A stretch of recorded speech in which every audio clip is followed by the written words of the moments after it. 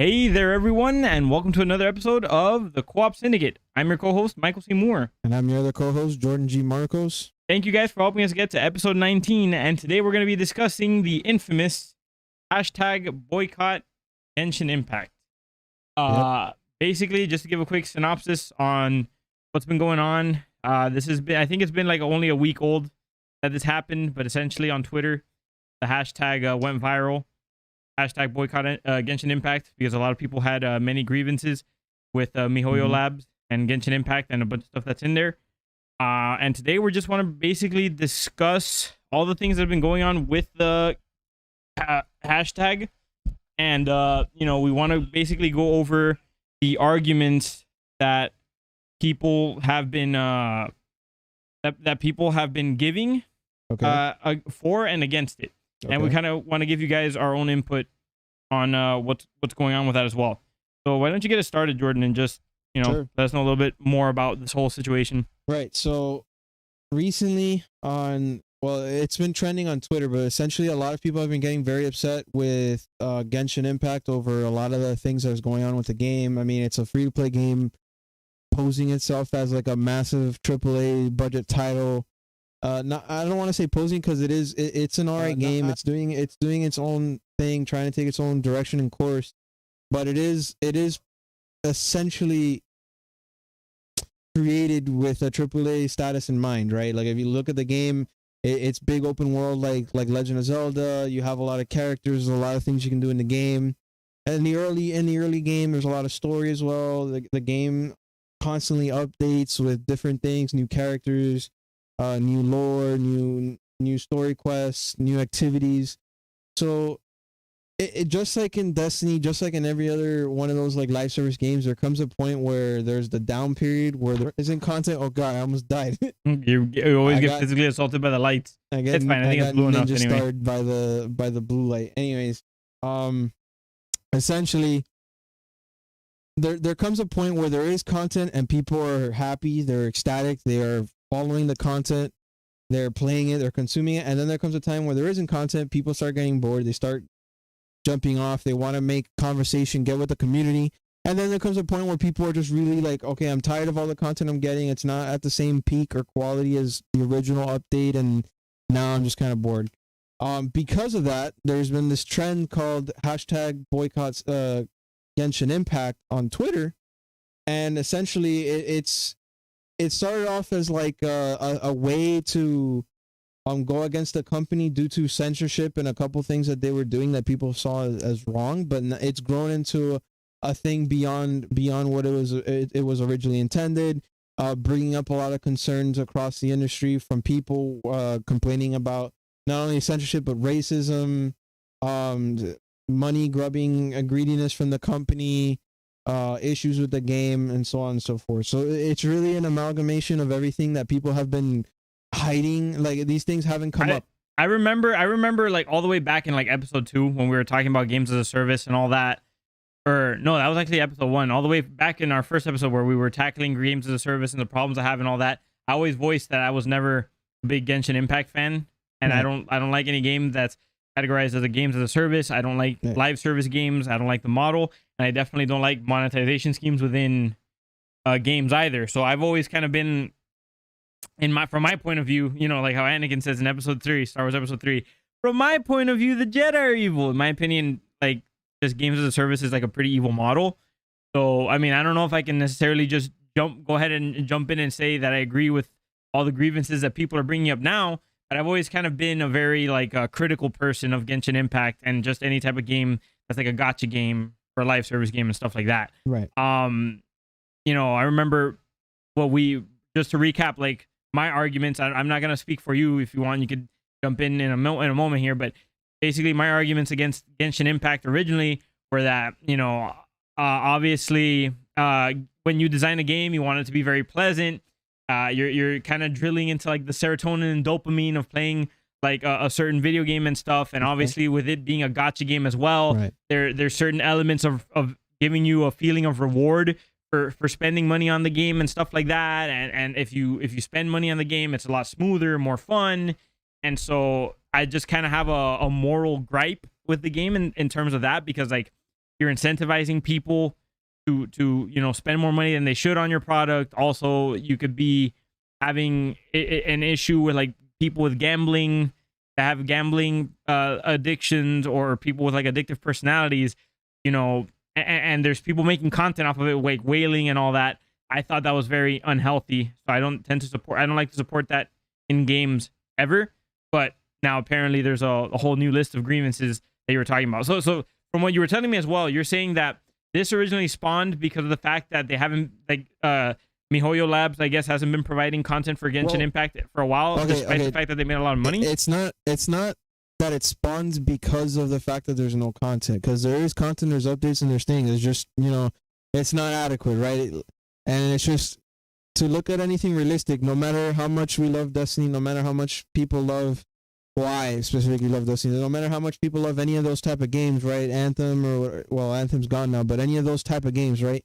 No matter how much people like those type of games, they have to understand which I will get into once we start talking about a bit more of the like the money hungry type of stuff that we'll get into. We'll get into that in a minute, but let me just explain what you were trying to say. So you're trying to say like this all spawned from the fact there's no content. It's not that it spawned because there's no content. I'm not sure. It's that because there is no content, people now have finally slowed down, taken the time to think about what it is that they like and dislike about the game. And in getting into a conversation with people on Twitter and stuff, of course, everything becomes heated. Something can be a joke or just give me a one-off sting just to debase an argument. And it grew into these bigger problems that were hidden in between the lines, right? Like, people are now starting to see this greater thing with Genshin Impact. And while these things could be seen as problems, they are very minuscule and aren't directly pointed at. I mean, there's some that you could, if you take them completely out of context and you look into them deeply with meaning, they can be seen as very wrong, right? Which is some of the racist stuff that's been going on in the game. But some of the other problems, like the no content thing or the money grubbing thing, I mean, people could say that, but it's not what I've been tracking the game since it released, and that's not what I'm seeing. So I mean, let me present to you. I've like I said, I've never been a big fan of Genshin Impact, so I kind of knew about the situation because I'm on Twitter like pretty much always, but I didn't really look too far into it. I'm just gonna go ahead and bring up my points that I've heard, or not necessarily my points, but I'm gonna regurgitate the points that I've seen some people present on Twitter, and then I maybe you might have a more detailed list about what it is that people are saying, why they want to boycott it, and then maybe if you have any rebuttals, I'd love to talk to you about those as well. Yeah, exactly. So, I mean, we can go down there's only a couple main points that really are like, just to give a recap for the most part. Well, it's known that the hashtag itself has brought up a bunch of different issues that are all over the place, and they do not support the idea of the hashtag, which is to boycott Genshin Impact. Oh, so they're just using the hashtag as like a platform to talk about whatever. Exactly. At first, it was okay. We're gonna do it because we believe that there was a problem with the game that it should be changed, which was the problems that you brought up to me were earlier before the podcast, which is the pedophiliac and the racism, right? But it's become a platform for all these arguments and complaints beyond what it was originally intended, that it's just like there's no way to follow it. So if you want, you can bring up your points, and then I'll bring up the rest of the points. So okay, so these are the three main takeaways I have from when I quickly dipped into, hashtag boycott Genshin Impact. Was essentially that there's some descriptions in there for characters or like background stories or whatever that had like some sort of prejudice, or seems to have some sort of prejudice towards a character that's like a darker skin tone or something like that. Okay. I don't know who this character is or whatever it looks like. I think it's like some girl with like pigtails or something like that, who looked like, slightly darker or whatever. And I think they were saying that it was messed up that they described I don't know. I saw something about a description saying that, like, under an eye patch or something, there's darker skin, which makes her look creepier or something like that. Like, I'm not 100% sure. But basically, people are saying that MiHoYo Labs is including a lot of things in, like, descriptions for characters that would kind of make it seem like having darker skin is a bad thing or more intimidating or something like that. Right. That's one of the points I've been hearing. Then also the fact that apparently they're okay or supportive of, like, pedophiliac relationships, or because there's like an NPC that claims that they wanted to try and marry another NPC. I think that was underage. They were in love with that NPC. Yeah, that they're in love with that NPC, and then the last point that I heard of that people wanted to boycott it for was just the fact that MiHoYo Labs is making money hand over fist. I'm guessing because of, I don't know, people are trying to get the best things or whalers and stuff like that. Yeah. But while making this much money with the game, they're not like doing anything to supplement it or like truly enhance the game by making better content and stuff like that. And those are the three main arguments I hear people presenting for why they want to boycott Genshin Impact. But I don't know, like what. So you have your eye more closely on this whole situation. What are you seeing that people are saying that they want to? Why they want to, actually boycott it, and I'll go ahead and give you my thoughts on each of those. I guess. I mean, let's go down the list. So obviously, the most important one is the one where there's an entire race, which I don't recall the name of the race at the moment. I apologize for it, but essentially, it's the enemy race. Speaking to the mic, because it's just my eye, something caught my eye right now. All right, so essentially, there's a whole enemy race that you fight all the time. It's called the Hilichurls. Now I just remember the name, and the Hilichurls. Hilichurls, okay. Yeah, and essentially there was a lot of people when they looked at it, they were like, "Oh, it seems very likely, like Breath of the Wild's type of enemy race that you fight all the time, right?" And it's true, it is. It does look like it. What, like the Sheikah clan or something? No, it's just the one in Breath of the Wild specifically. I don't know. In Genshin Impact, there's many videos that you can literally watch where literal animations, attack patterns, attack styles, enemy races, enemy or the Yiga people animations and stuff, and all these things are directly copied or in some format repurposed for Genshin Impact. This is a known thing that almost everything in Genshin Impact has drawn extreme inspiration, like to extreme levels of like you could. Would you say it's imitation? It's a copy. It's an imitation. It's an imitation of art, right? Imitation is the best form of flattery, and that's how I see Genshin Impact. It's literally an imitation of Breath of the Wild, but in a more socially. Some would say it's a rip-off. I mean, you could say that too. I mean, you could even do the Family Guy thing. Hey, this is just trying to copy Breath of the Wild. Big fat phony. It's a big fat phony. Personally, I mean, I don't know. I might piss some people off right now, but I think Breath of the Wild is a much better game than Genshin Impact. Obviously, they're two different games. I personally think so too, and. But one's in like masterpiece, weight class, and the other one's like whatever. And the other one's made to just be what Genshin Impact is what Breath of the Wild would be if it literally had a text messaging service and a more like social capable service within it. That's literally all it is. And the fact that you can pick your favorite characters and build them up to. And it has monetization schemes built into it as well. Yeah, exactly. I mean, you could say that too. But essentially, that's how Genshin Impact was born. Like I literally saw a video right before I got here, where literally the way the game starts is in the same way, with the same animations, the character going to a spiritual thing and getting like a sort of spirit, going inside them, looking from the top of a mountain or hill, looking across and seeing in Genshin Impact Mondstadt in Legend of Zelda, looking at like the castle in the distance, and then slowly going down the cliffside to literally in the same direction to the right of the cliff, and then just going down, and then the initial quest of Genshin Impact starting the game going towards the cities the same exact way as Legend of Zelda starts going down the hill going. So it's literally almost the exact same, the same climbing animation, same running or similar running animation, the whole shield ability that you get as a character, they're all there. So it's like that's where I want to start my conversation with. Now, as far as the indigenous people, basically they did like a thing where a little video documentary of saying like how the development process works at MiHoYo, and essentially there was a split second or wait, but you said specifically indigenous people, so these people were like the original inhabitants of the land of Genshin Impact or whatever, and then other people moved in. They've been there for a long time. As far as they're like the first populants or something, like the first people to populate the land or something. Supposedly, yeah. I mean, born and raised there, like they're not migrated from anywhere else. Because that's what indigenous means. It's kind of like the people who are native to the land. Essentially, it's like they. No. Okay. You misunderstood what I said. It's representing indigenous people, not that they are indigenous themselves as a race.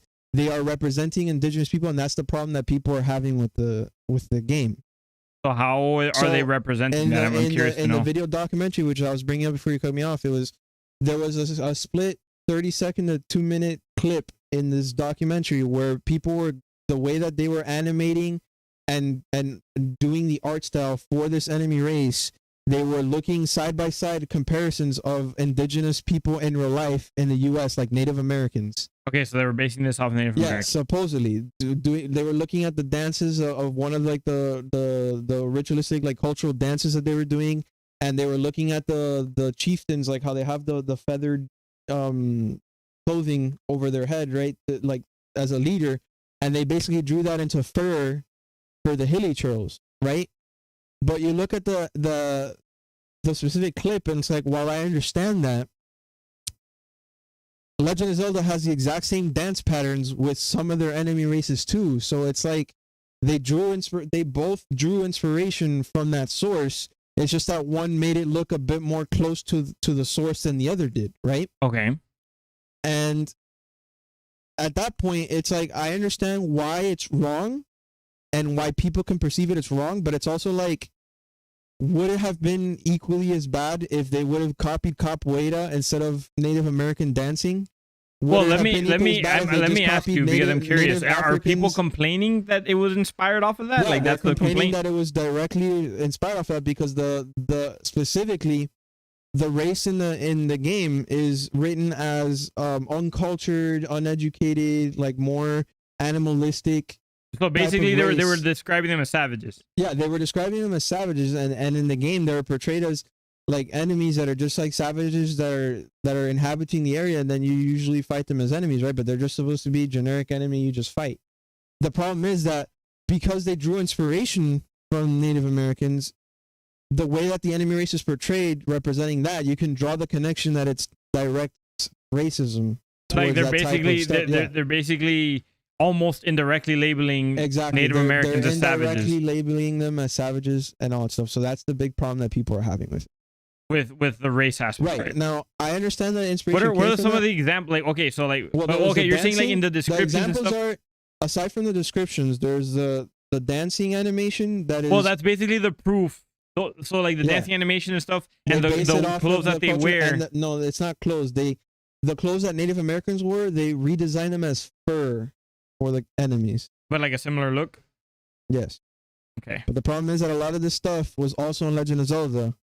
So it's either they draw the connection to both games or they remove it, because in Legend of Zelda, the same dancing animation, which is just hopping on one foot and then hopping to the other, is also in Legend of Zelda on some of the enemies.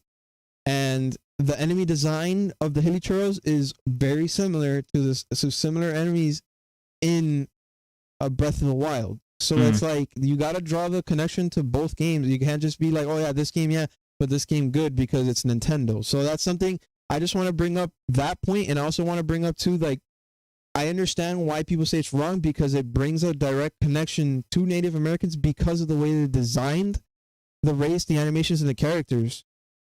But if they would have switched that dancing from Native American cultural dancing to capoeira, Brazilian capoeira, would it have been racist to Brazilians?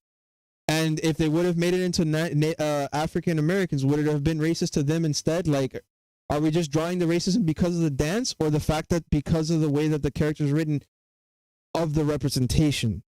I see. You see what I'm saying? It's like, yeah, they drew inspiration from here, but they essentially created their own thing and designed it their own way. So it's like, are we going to directly connect those things, or are we just doing it for the sake of just being upset about it, right? Well, here's the thing though. So that there's a lot to unpack there, and also we have Danilo actually in the chat, which we haven't in the longest time. He said, "Boo! Breath of the Wild is a terrible game. Both of these games are just visually appealing, not mechanically challenging." I think all opinions are valid, so I appreciate you, dropping. Dude, I haven't seen him in years, bro. He's missed out like 10 episodes already. Nah, he's probably been watching on the side or whatever. But we'll discuss. We'll talk about that a little bit more towards the end. Any comments that are dropped, we'll just leave it to talk towards the end, so we could have maintain the natural flow of the conversation.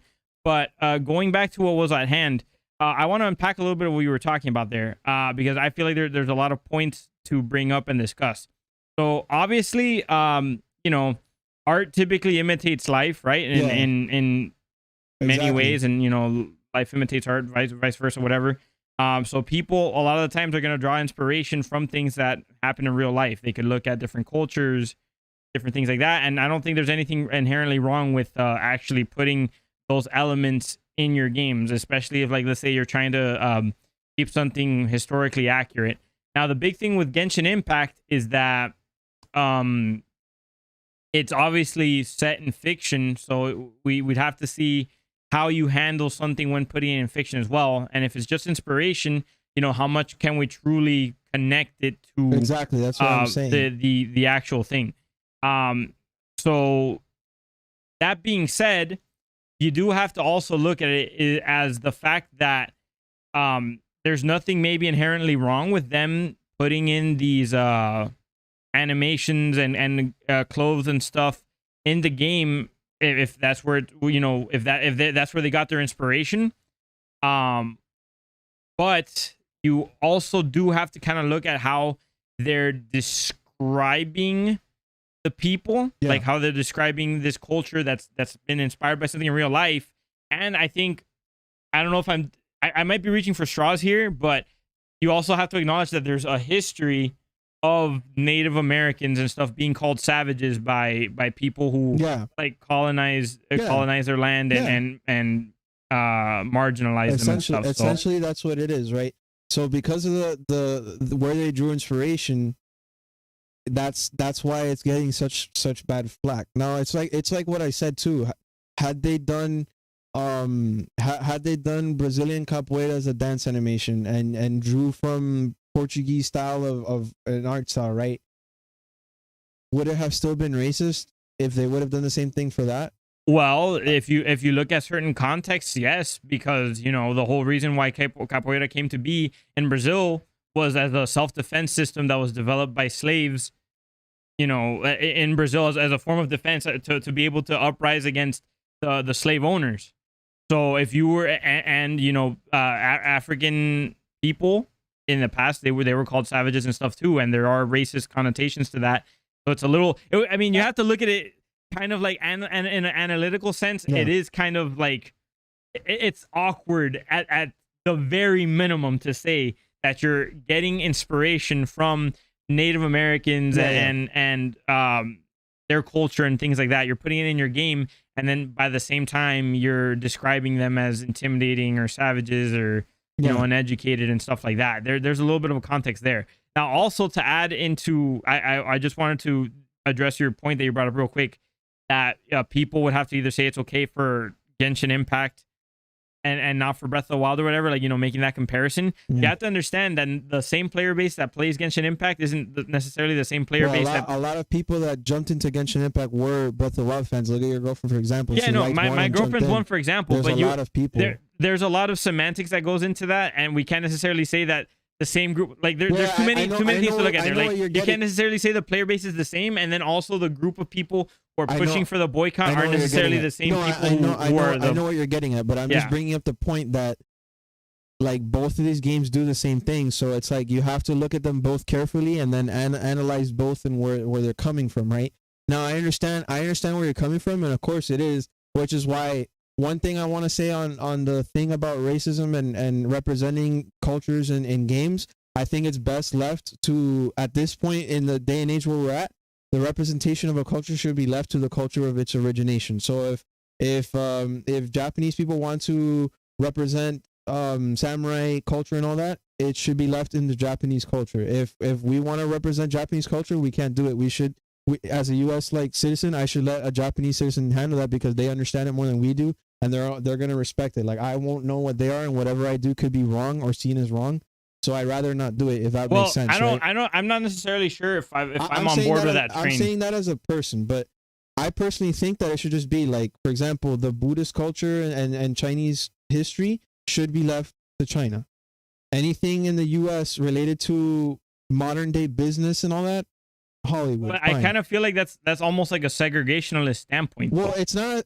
I know that's what it's because coming across. you're basically saying like, oh, if you're from this background or whatever, you can't talk about or you can't get inspired from this source or use it in your own work, which I don't Right. necessarily think is the best approach. I think that if you're going to use something, like, you could draw inspiration from wherever you want, right? I don't think we should limit where you could get your inspiration from, or giving it repurposing it, or using it in your work to create something. I think is fine, and I don't think we should try to separate it. Like, oh no, you could only, it's kind of like you're limiting people's mind or something by telling them to only. Let me see if I can re-explain that. Okay, so essentially what I'm saying is, let's say tomorrow Hollywood wants to make a ninja movie, right?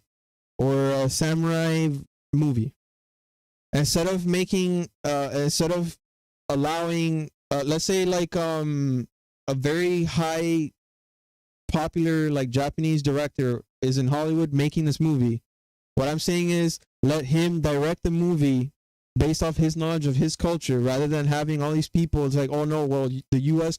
determines that samurais need to do this, so let's change it up so it fits the bill of what the U.S. is used to, right? I would rather say that let the director, who is already knowledgeable in his own culture, maximize the potential of his storytelling capabilities through that, so that the U.S. can now get the real image, or at least as close to possible an image of that culture through the eyes and lens of a person that has lived it. To get the most, we need to slow down the flow of this conversation, because you're saying a lot of complicated things and there's a lot to unpack. So well, yeah, of course. You need to let me catch up with some of them, because you're saying like 50,000 things that are like pretty like it's there's a lot of detail that goes into it. You have to slow down and look at each of these things. So about the thing, there's like a whole lot to go, and Danilo's adding some valuable points to the conversation too that we have to that we have to look into as well. Yeah, let's get past this topic, and then we'll address those towards the end of our natural conversation. All right, so all right, so let me start going through these points one by one. So obviously you're saying that to take more care and be respectful of these other cultures is best left handled to someone who understands it more fully.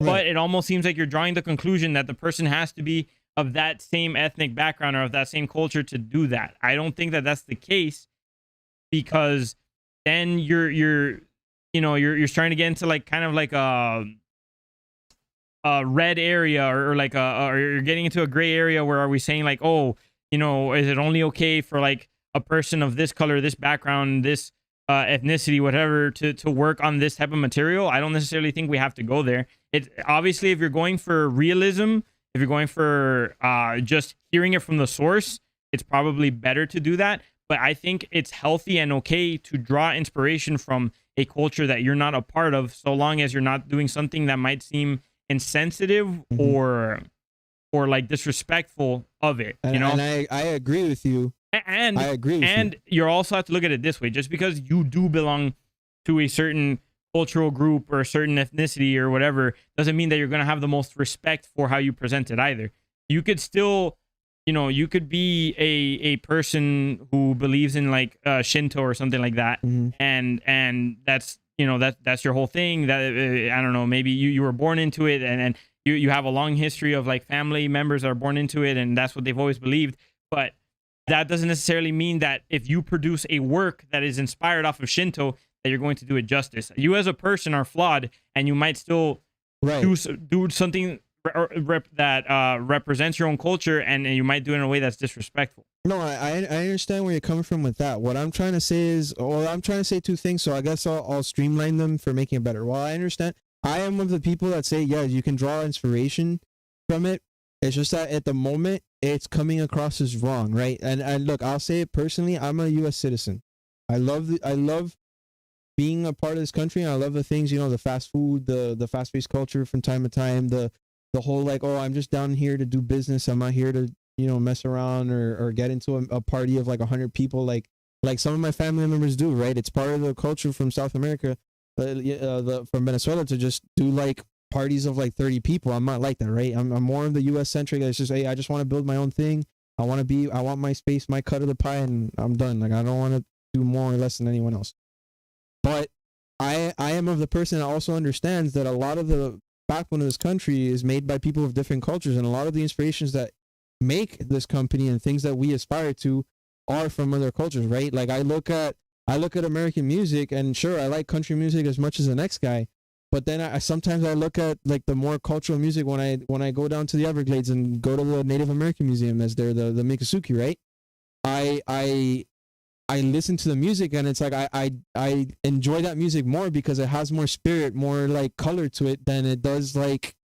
Well, I feel like most square dancing to like a relationship thing, right? Most of our music in the U.S. is all based like, oh, this person betrayed me in this relationship, or this relationship that, right? So I'm already understanding that everything else outside of the U.S. has been far better in quality in terms of music, and that's just me saying like I praise. You're like mega generalizing right now, but I don't blame you for liking anything over country though. That's for sure. Point, right? Like even then here in Miami, like most of the music is coming from South America. It's all like, oh, like all the dudes sing about how badly they just want to get a girl in bed, right? And all the girls think about how badly they got betrayed. It's just truth, dude. I mean, you listen to well, okay, I won't generalize that much. Most of Bad Bunny's music I listen to all this music from my wife, who listens to the music. It's all about how badly he wants to get girls in bed, how badly he's had it in a life with a girl, and just like how he sees girls, like how he portrays them, right? And then by contrast, we have that girl, I forget her name, but basically she does the same thing but in an opposite way. And what I'm saying let's reel it back to Genshin Impact, man. You're overgeneralizing on the whole music industry, and that would have to be like a whole another episode. You said like 500 ignorancies in like that whole time. Just all I'm trying to say is, I love those cultures, right? I love being a part of it. I respect them and I cherish them, right? They've all been a part of developing the country. So I understand and I agree with the life imitates art, or art imitates life, and we draw inspirations from them. But in this case, it's gotten to the point in the world where there's so much inaccuracies and misrepresentations that I think at the very minimum there should be a soft reset where a new narrative is drawn by the people native to those cultures, so that we get the new image that would become then the acceptable standard. Is what I'm trying to say. Okay, I think what you're saying is valid too, but here's the thing. If MiHoYo Labs wasn't aiming to represent Native Americans in their game, they were just using an inspiration to create like a fictional race of people, right, then there's nothing wrong with that. And you don't necessarily need someone who's native to that culture to work on that to make a more accurate representation, because it's not a representation, it's an inspiration in a fictional world. Now, I think where a lot of people are starting to get, or they're starting to have problems with it, is that it's heavily inspired off this culture, and then it's almost like they're saying that this culture is a bad one. Exactly. or like, you know, these people are. That's also the bigger problem with Genshin Impact too, that because it draws so much inspiration from everywhere, and it reduces a lot of its originality, right? So you got Mondstadt in the game, which is essentially Germany, and then you got Liyue, which is essentially representing China, and eventually we're gonna get Inazuma, I believe, which is supposed to be this island off to the side representing Japan, and I'm assuming that eventually the other four regions are going to represent other major countries.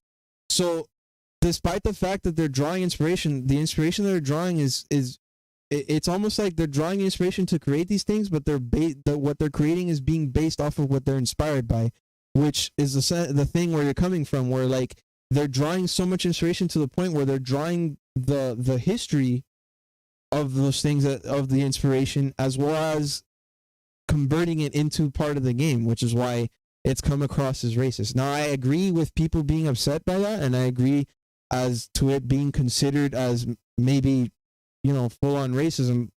I wish that hadn't been the case, because obviously they're trying to just draw inspiration from it, but it's come across as wrong, and I agree. I have to agree with people that, yeah, okay, maybe they went a little too far with that one.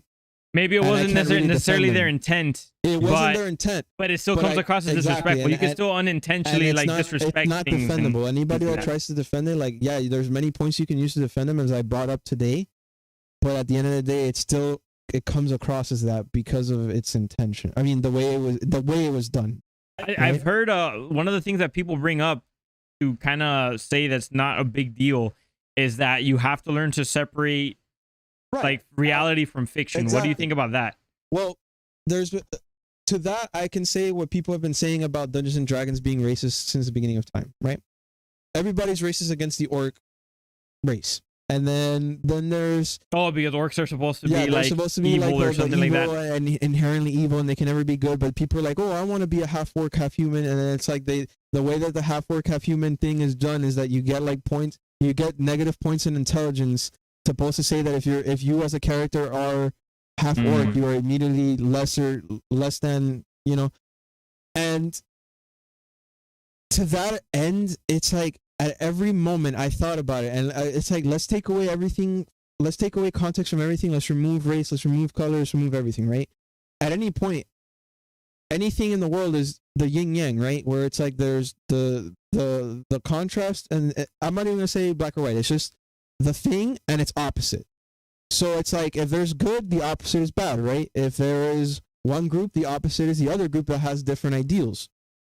So essentially, it's like, when you start saying all these things about racism this and racism that, I mean, you could just say that essentially the Spaniards were racist against the French because they had different mentality or different ideals, and they created their own different civilizations, right?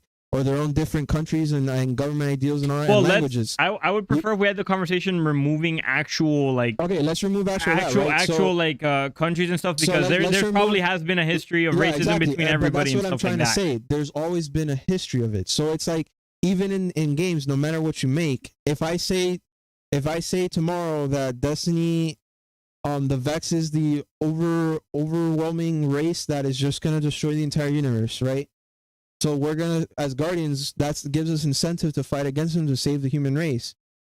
But then, at which point in the battle, when the Guardians start winning, do I start saying, okay, maybe this is racist against the Vex because they're just a race, like just doing their one prerogative, which is just to consume, and we as Guardians are just destroying them because they're against us, right?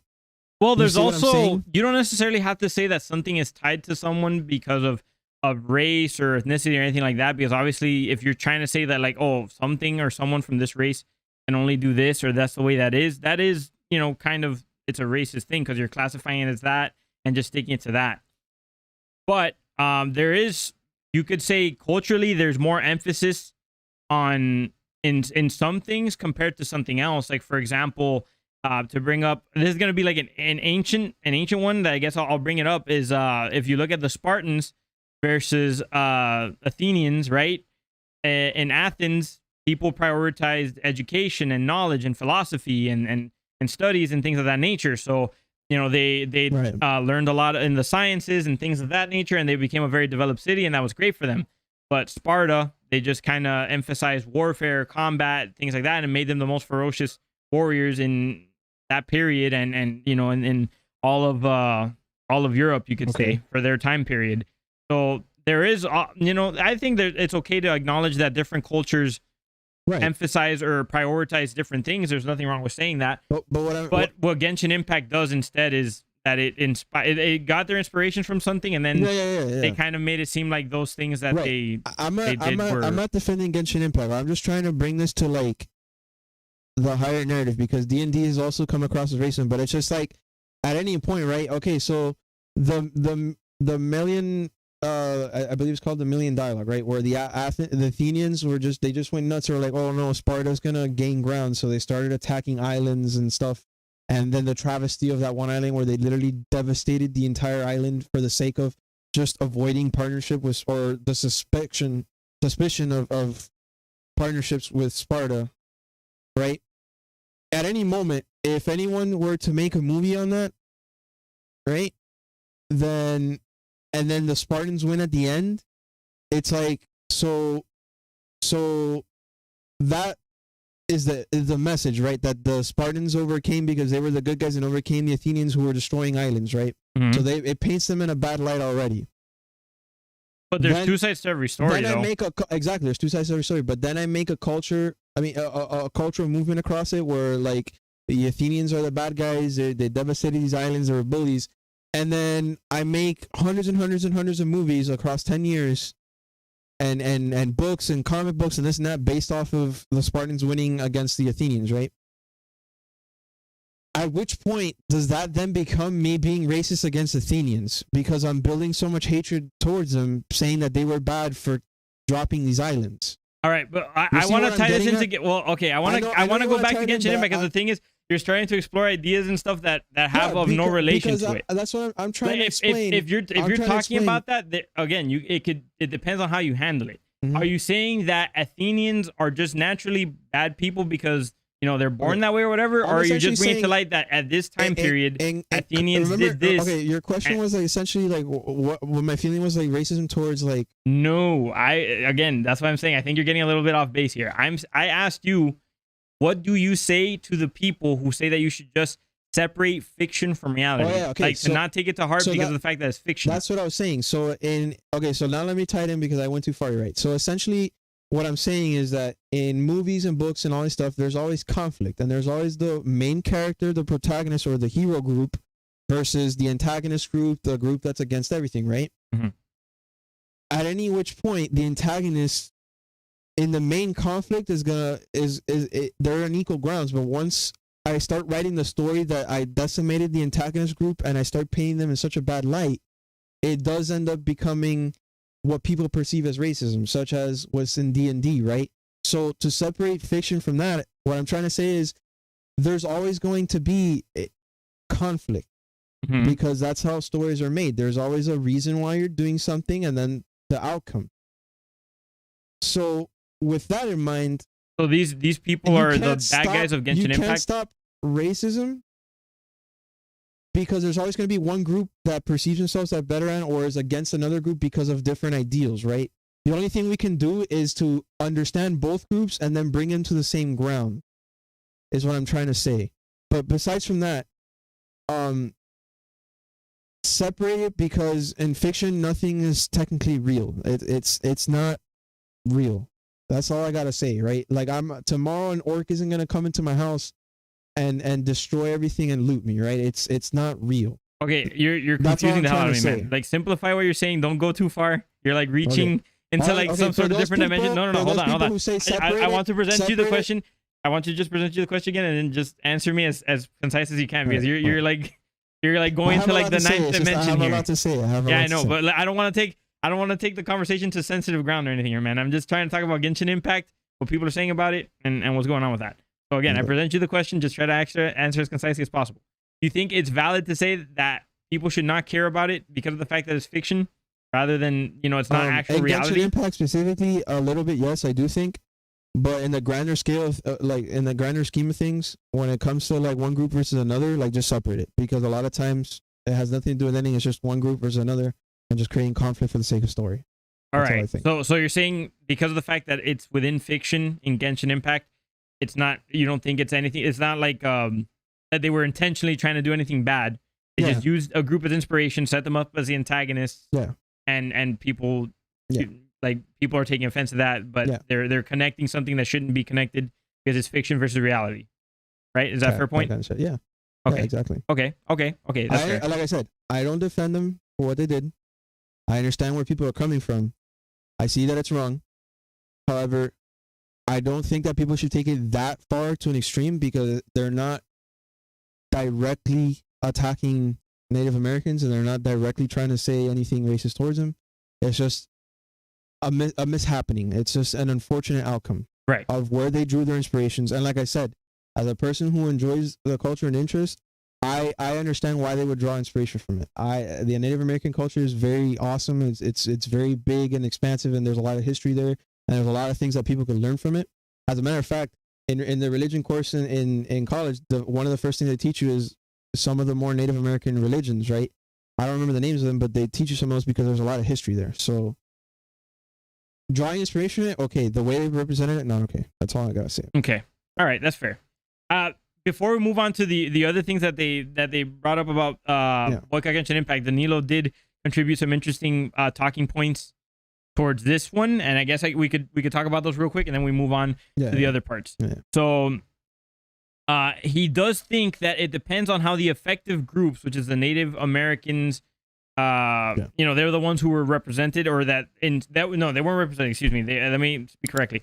That inspired this tribe in the game. So their feelings on it, I guess, would be the most important, is what Danilo's saying here. Yeah, it's their perception of what they were looking at. That's why art imitates life, but it's art. Art is in the eye of the beholder. In other words, like beauty's in the eye of the beholder, or art's in the eye of the beholder. It's the guy who drew it. He perceived it this way, and that's what's coming across as well. I think that's pretty valid. Obviously, if your culture is the one that's being on screen, you're probably the person who's most going to feel that's gonna affect the most, obviously. So you should probably have most of the say of whether or not something is could be considered offensive or not. But it also varies too, because I know a lot of people who say, they have like a thicker skin and nothing gets to them, but some people, they do see things that could that are a slight, and it could get to them a bit more. Right. So it does depend. Now, I do think that's valid though. But here's the other thing too. Like, I feel like other people, especially if they perceive an injustice, it's okay for them to speak about it. Yeah. But you shouldn't 100%. Silence. I guess you just shouldn't silence the people who would actually be the most affected. Like, listen to what they're saying too.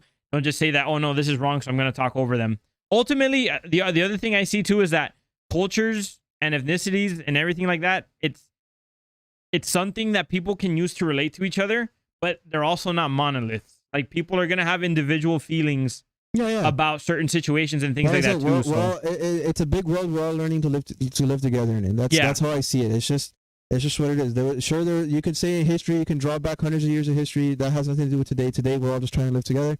We all just want the same piece of the pie, a piece of happiness, and a piece of just enjoying our lives. That's all people want, and that's it. Yeah, I agree. That's how it should be left at. It doesn't matter.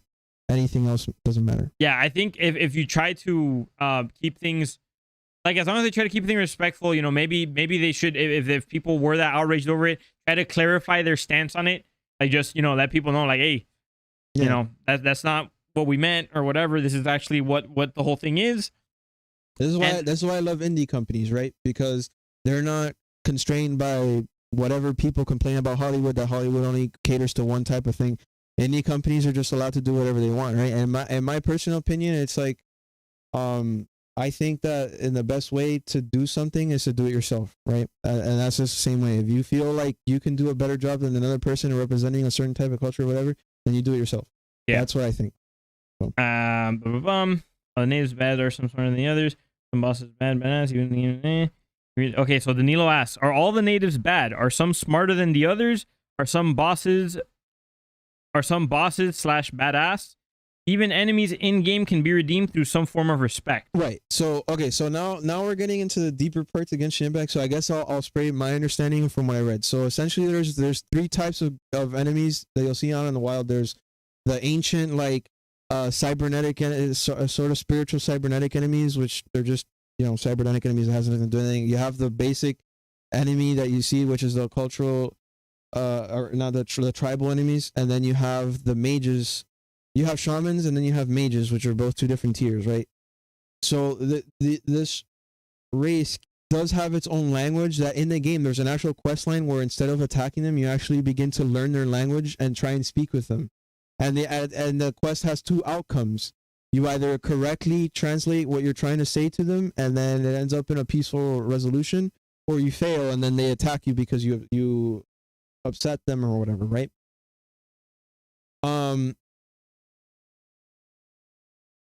The bigger narrative is that essentially there's a nefarious group that we have yet to meet that is partnering up with a specific race of mages that are like, I don't know what they're called, but they're basically like the floaty bunny looking dudes that usually take an element or whatever. And essentially that group has the power to direct and control, or at least lead, this tribe because of their worship of that being or whatever, or that type of enemy. They almost view them as like gods or something, right?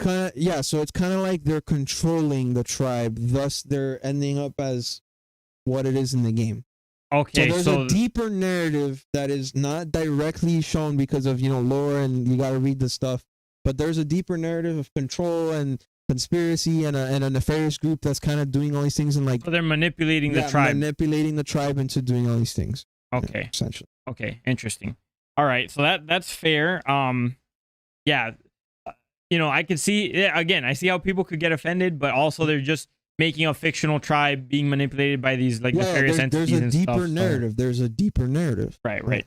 Also, Danilo says that Jordan listens to J-pop idols. Confirmed. When you were going on your rant about music, that I had to quickly rein in there. we could talk about music. But No, I know. He was just making a joke. We could talk about music on another episode, but you were just like, that's just me. That's just me being upset because you turn on the radio, you turn on Pandora, you turn on whatever, and it's always the same thing. It's always some guy got upset over some girl, or some girl got upset over some guy, or whatever other thing you can draw from generalization. All right. I don't know if I'm gonna read this one because this one's kind of spicy. Don't read it. Okay. I'm not gonna do that one. If you feel like it's wrong, then just hold it off till later, and we'll talk about it in private. Yeah. And then the last one here, to help Jordan's argument, Danilo says, to help Jordan's argument, look at how Khajiits were inspired by basically the Romani people, and yet the backlash for that was insignificant. Oh yeah, so he's talking about the Khajiit race in Elder Scrolls. Yeah. I mean, it's exactly what I'm saying, right? It's just you're drawing inspiration from all these things. At which point you have to look at all these things, but then now people doing it, me saying that people are gonna do that, they're gonna draw all these connections, and it's just like, dude, how long are we gonna spend complaining about the past instead of creating a better future, right? Yeah, that's my point with all this. Like, yeah, I get all your points, but it's already done. Like, what are you gonna do? Change it? I mean, with Genshin Impact, they can still change it, but I can't change history. The only thing I could do is create a better future. So we should just focus on that. I was gonna say too, like, you could draw probably a lot of parallels between the Khajiits and the Romanis and the struggles they face in the past and stuff. But again, it's not like they're necessarily them. Yeah. Now I think there were moments that if you look at some other characters that you interact with, because you're not the only person who can choose like your race and stuff in that game, or your species or whatever. Like you can also run into characters of varying species and stuff. Like you run into high elves, dark elves, you run into other Khajiits, you run into like the reptile race. Even then, look, in the Witcher themselves, the elves are enslaved, but they show enslavement of elves at certain moments in Witcher 3, right? Mm-hmm. So that's already racism against elves. Well, the whether it's fictional or based off of real life, there's form of conflict, and the points of the story is that they're trying to paint these organizations or entities as more than just what it seems, right? I could just be like, oh, I'm bad guy because I say I'm bad guy, and I could be good guy because I say I'm good guy. Well, no, I know that. I don't think people are necessarily calling out that you can't portray like slavery or something in games. Like, let's say if it's between the people in Witcher. That's not what I've seen on the hashtag boycott thing and the Twitter. That's since we're recapping so that's something that people are actually talking about. People are talking about that they don't want to see representation of slavery or anything in the games or racism. They just don't want it. And that's what it is. And in fiction, that's what I'm trying to say. Fiction reflects real life, and those things exist in real life. They have to create a new way to represent bad guys that isn't just immediately saying, oh, the easiest way to make a bad guy is to just say that they're racist or to give them racist background. And the easiest way to make a good guy is to put him against racism, anti-racism. Like, they have to find new ways, new reasons to give us conflict without all the crap that people are offended by. That's all that needs to happen. But it's hard. Well, the thing is, I'm not sure if I'm okay with necessarily cutting out entire themes out of things, especially if it's fictional. That's what I'm saying. Yeah. Yeah, if you're gonna do something for the sake of realism, make sure you do it accurately, right? That's important. Or unless you're trying to put like a fictional twist on something or whatever. Like, you just have to you have to think of how you're gonna do things respectfully, right? That's step number one. Always just make sure that you're respecting. You want to respect people all the time. But I don't necessarily I think for the people who are uncomfortable with seeing bad things in games, like, killing, racism, slavery, things of that nature, stealing, if you really just don't like bad things in your games, like GTA has like prostitution and all that, you shouldn't play those games. I don't necessarily think the right thing to do is take those mediums and stuff out of a game, because everyone just finds different things offensive it's super complicated. There's no way. Unfortunately, there's no way. The best thing you could do is just not support it yourself if you're not okay with it. But that's what I'm trying to say. It's like, I mean, well, that's not what I'm trying to say. What I'm actually trying to say is because of the way that things are, like just in general, the form of conflict. It's like, how do you separate it from it? Because, and then that's why I was going. How do you so separate far, the reality from fiction? yeah, Is what you're saying? and not just the reality from fiction. Like, how do you separate themes that are already seen as wrong, regardless of whether it's based off of real life or not? How do you separate it from it when it's conflict? But sometimes the thing is too is that sometimes you don't separate it. Sometimes you put it closer together because, like, let's say in Red Dead 2, you're in a pretty accurate representation of like the Wild West and things of that nature. But that those are actively trying to be Yeah, those representations. But I'm talking that's what I'm about saying. like the fictional Does stuff. reality, does a reality simulator or something that's trying to emulate reality Yeah. have more rights or more freedom than something that's trying to set up a fictional universe? When things, it's Right. not without possibility that within fictional universes or multiple universes Right. could reflect the realities of our world as well. Yeah, You know? I'm just putting out the question. It's, I understand, but how do you do it then? Because it's just like that you can't really. It's hard to separate something that has become conflict. Like, you can't separate conflict. I can't just create conflict without a good reason, and the only way that we know conflict is based off of the reasons that we've been born and raised to learn about in history. That's all I gotta say about that. It's not much more. Okay. Anyways, let's move on to the next topic because we are starting to get a little short on time. So the next big thing is, this one's a bit smaller, but it's a bit more direct, with specific two characters, Kaya and Xinyan, being of darker skin compared to the other characters, and being the only two darker skin characters known that we know of in the game, and people are considering them racist. So the first one that you brought up was the one with the darker patches in her eyes. Personally, I don't know much about that because I haven't looked at the character that much. But in regarding the fact that she's scary, this is again where it becomes dicey, and it continues off the points I was trying to make, right? So in the lore, it said that a lot of people avoided her in her youth because she was scary to them.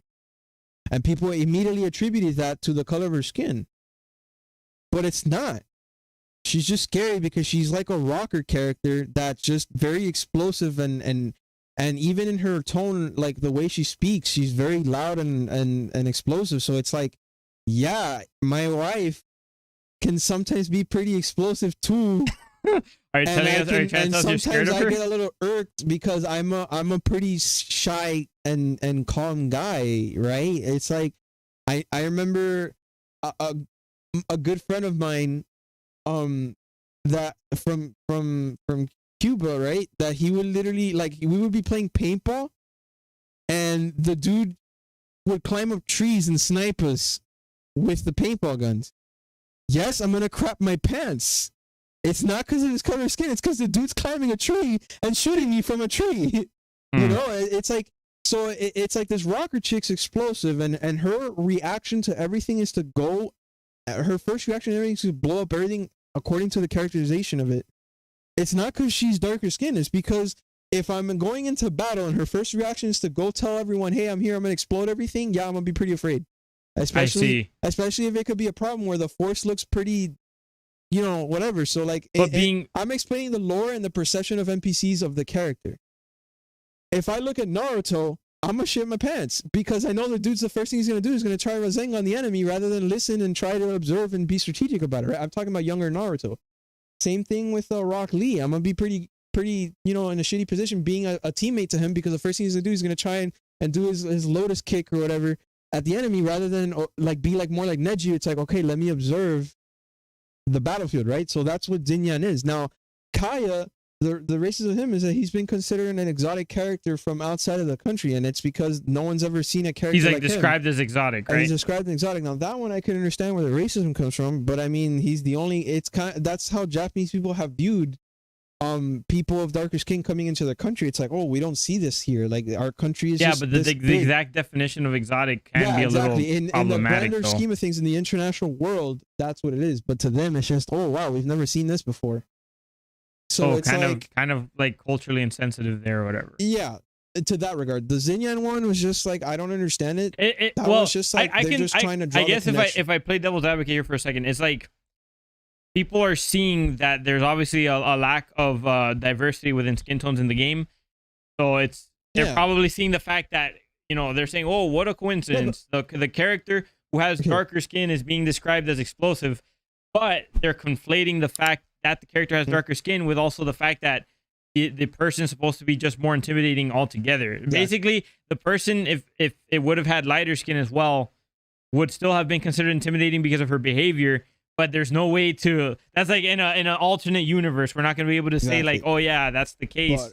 But now my question is, because Genshin Impact is imitating life, right? And all these countries represent, or like the countries in the game or cities represent countries in real life. What happens when they get to Africa?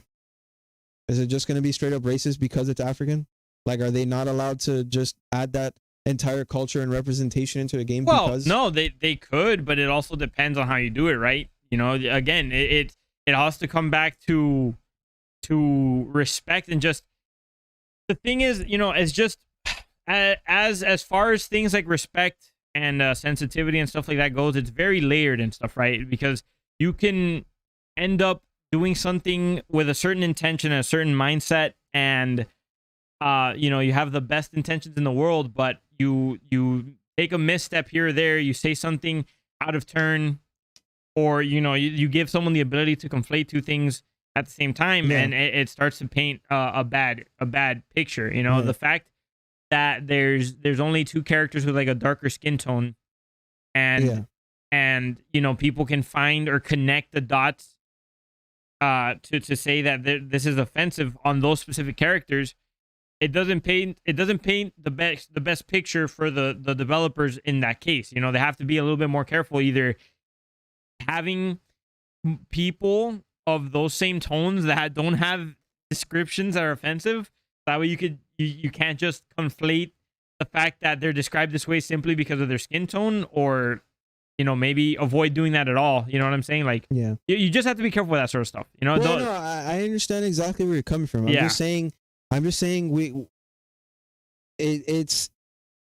this is why representation has such a problem in medium. It's because people are afraid to do the wrong thing. That's all it is. It's just they're just afraid to do the wrong thing. I think the most important thing. I mean, maybe it's also too that, like, obviously it's a Chinese game that was made in China and stuff, and their mind, or they're maybe just not looking out for these things as closely as other cultures are, or some other people are, or maybe just the person who was making these descriptions just didn't think about it, you know, they are thoughtful and mindful of these kinds of things, but they didn't think about it for this specific instance.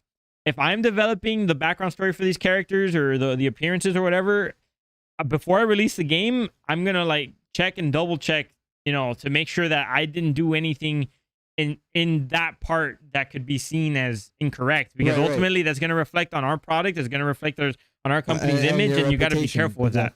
Now, based off of what you said, I mean, there isn't much more to say. It's just it's coming across as that, and it goes back to our initial topic point, right?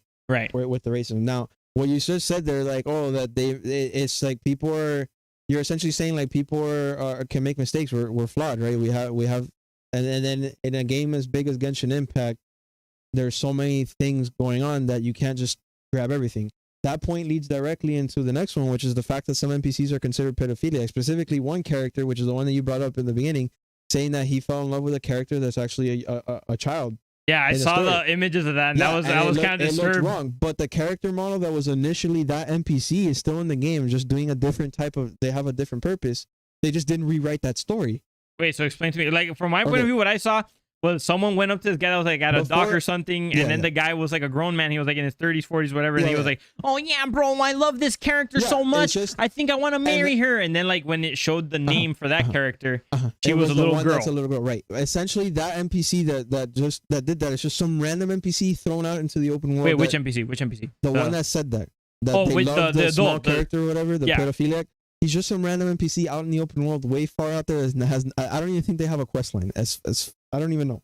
They're just basically some unimportant NPC somewhere out there in the world. Right. Maybe they brought it back for this this expansion. This is supposed to be like a little bit of Valentine's Day sort of thing, whatever, with like relationships and love and whatnot. But essentially, the NPC that was the flower girl was actually an older person. She originally used to be an older person. In the beta, because all the stuff that's come out has been in beta before. Okay. Then they swapped out the character. But they didn't swap out the story. So they basically, she used to be an adult in the beta. But the character that used to be that NPC for the flower is still in the game, just has a different task. I see. So it's still they reused the asset, but they didn't change the making the name. new asset. No, they didn't. It's not that they didn't change the name. They just didn't change the story. Well, they didn't swap they didn't move the assets around in a way where it wouldn't have resulted in there basically being a pedophile exactly. NPC. They didn't rewrite the story going on there, the narrative, and then of course that's just a mishap that just it just flew by their head while they're trying to make the next piece of content. That's pretty much all it is. It's just a misconception due to an error that happened. It was on their own. It's like they're bad. That's just a quick. We write the script or patch out whatever and be done with it. Okay. Right? So it's not a big issue. It's just sadly it just happened. It ended up just resulting in a little bit of a creepy mishap there. Yeah, it's a creepy mishap, but it was unintentional. I'm sure it was unintentional. They just have to rewrite it and call it a day. Yeah. And lastly, the thing that I wanted to talk about was so apparently they're saying that they're making money hand over fist, but no content. Where's it at? Okay. You know, that's I don't know if that's boycott worthy per se. Well, maybe I think people shouldn't support it. If I always said from the beginning, like, bro, Genshin Impact, leave it alone. That shit trash. Play better games. There's better games out there. So again, yes, gacha games are predatory. Yes, there's a lot of trying to get your money and trying to deliver the minimum amount of content and this and that. I get it. The same conversation can be said about Destiny when it comes to content. There is no realistic world where they can release an expansion every 3 months. It's just not humanly possible. Look at Call of Duty. They tried that, and Black Ops Cold War came out worse for it. And now supposedly the new Vanguard, a year later, the World War II Vanguard, Call of Duty World War II Vanguard, is already reported to be even worse conditions than Black Ops Cold War because of rushing and trying to get things together. It takes a minimum of 2 years to get an adequate product and 3 to get a somewhat good or better product out there. It took God of War 5 years to make. It's going to take them another 3, hopefully at the end of this year, or maybe 4 if they push it back to next year to finish God of War 2. And that's with reusing the assets that they've used for... assets. There's no humanly possible world where they can just make a Destiny expansion, or the Taken King expansion that everyone loves every year. There's no humanly possible way. Unless how long has it been since they released content? They release content. Well, Genshin Impact releases content every 6 weeks. There's a new quest line, usually made of 4 mini quests, a new character, and maybe a couple new activities or I don't know, like mini games or something, and then a couple additions to the game, like redesign, decoration, event wise, and all that. Right. Mm-hmm. As far as what people want, which is the big continents, those take time. Especially if they're copying off of Legend of Zelda, they have to wait for Breath of the Wild 2 to come out so they get the new assets to copy. All right, going back to the thing. That's just me being upset. But my point is, it takes time, right? I expect a new nation minimum 6 months at a time, maximum a year. And that's just me still being optimistic about production-wise, right? Because, I mean, the game, in reality, like, you look at the assets that are a lot smaller in size and the art style is a bit... You know, it's not as graphically dense as God of War or Last of Us Part 2, right? They don't need that much attention to freckles and stuff. It's not going for, like, realism. Exactly. It's not going for that, so they can get away with a little bit more, but they still have to obviously color in the shade, you know, do the cell shading art and draw everything to perfection, right? But essentially, anybody expecting that a new region is going to come out every 3 months no. That's not going to happen. It's going to be either minimum. Well, what would you say to people who say that they should take their revenues and expand their team to be able to? How much you expand? QA testing, art design. You can't rush this. You can hire 100 artists. They're not going to be fast enough to draw everything in the world. It's just not possible. Oh, but that's not how that works, though. No, it's not how it works. But I'm saying it's not. I think it does work that way because what you do is that if, let's say, developing a new region takes 2,500 man hours, instead of having one man or one person do 2,500 hours, right? You spread those hours amongst. But that's not how 10, that 20, works 30 because people. You're talking programming can be done faster if you have more people, but you can't draw creativity faster. I can hire 100 people. The only thing that's going to do in creativity is now I have to listen to 100 different people tell me 100 different ideas. I have to pick the ones that are best. The less people there are, you could arrive to certain conclusions better. Like if people hash things out. The more people you have, the more voices you have, the longer that could take. That's true. It goes both ways. Yeah, like you could say, yeah, in creativity sense for a game like Genshin Impact that's supposed to be bigger, it like yeah, the more ideas you get, the better, because it means you just have more in the content pipeline. But then it's like, which do you prioritize? And when you do, okay, then you have to put it through the run of the mill. Let's start wrapping up, because I have something that came up that I have to kind of go. But I guess I'll give my closing sentiments on it, and then you can give yours, and we'll fly out of here. So, Boycott Genshin Impact, I think it's valid, but let me explain why real quick. I'm not saying that everyone has the moral obligation to go out and boycott this game. What I mean when I say it's valid is, if you personally feel that there's a moral issue, or that there is that you're being cheated out of your money by playing Genshin Impact because you're not getting enough content, or you think that the representation of certain peoples in the game is offensive, or certain things that they put in the game is offensive, it's your right as a person to not play that game. And if you want, inform, like, get the most informed you can and inform other people. And if they see it the same way, don't play the game. And if that's what you qualify as boycotting, then, hey, okay, whatever. Yeah. I don't think people should be trying to force others to not participate as well, especially if they don't see it that way.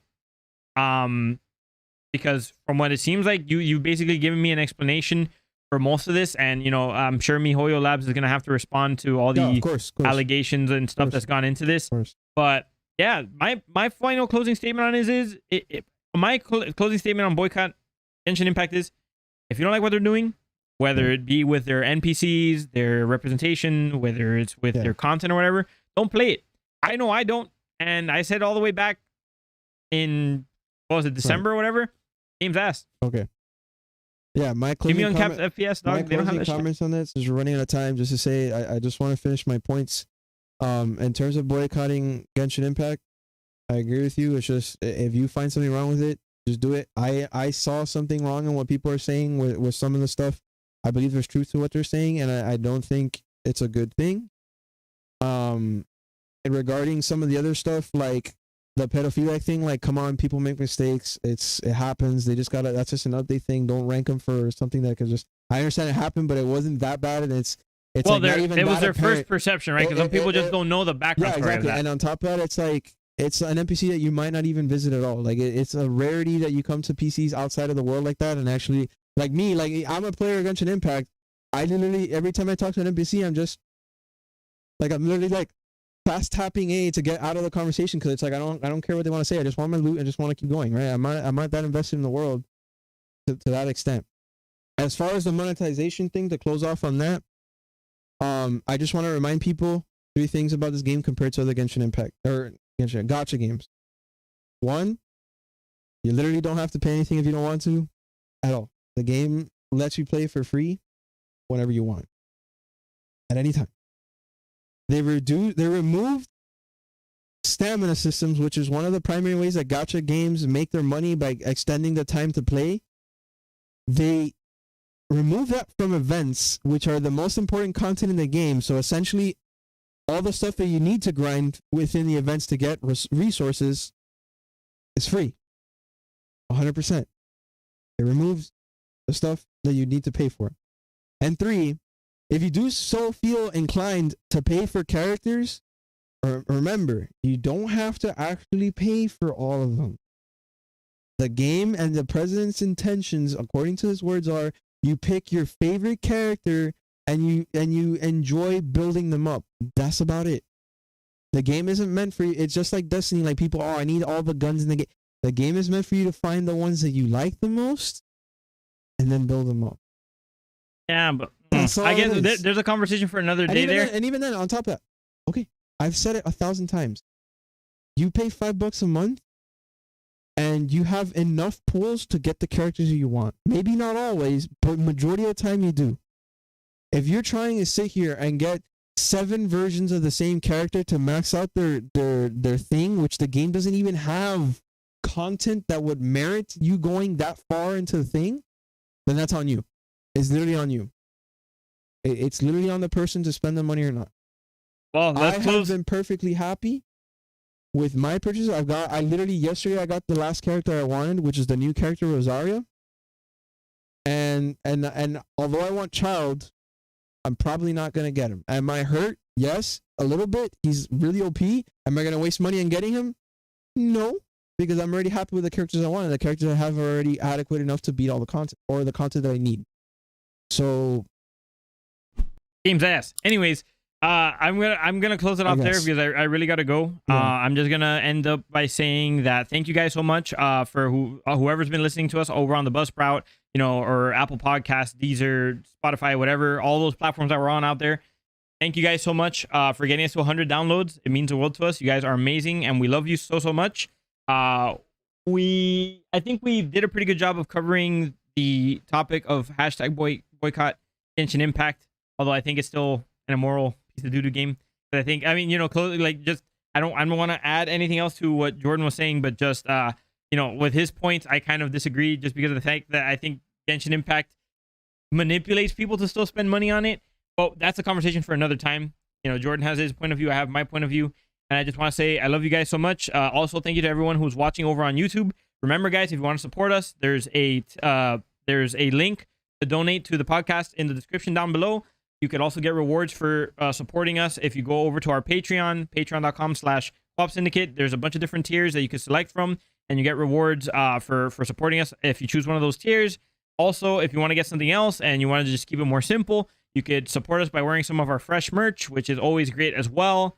And that's pretty much it. The Instagram that we started putting our stuff on IGTV. Yeah, check out all our social medias, which you know, it's always the Co-Op Syndicate or Co-Op Syndicate. Well, yeah, but on IGTV we started putting more condensed versions of the pods, so that you can watch them on those channels if you want, and share them with people that follow you on those channels if you want. So thank you guys so much. I've been your co-host Michael C. Moore. I'm your other co-host Jordan G. Marcos, and we love you guys. We'll see you next time. Happy gaming. Peace.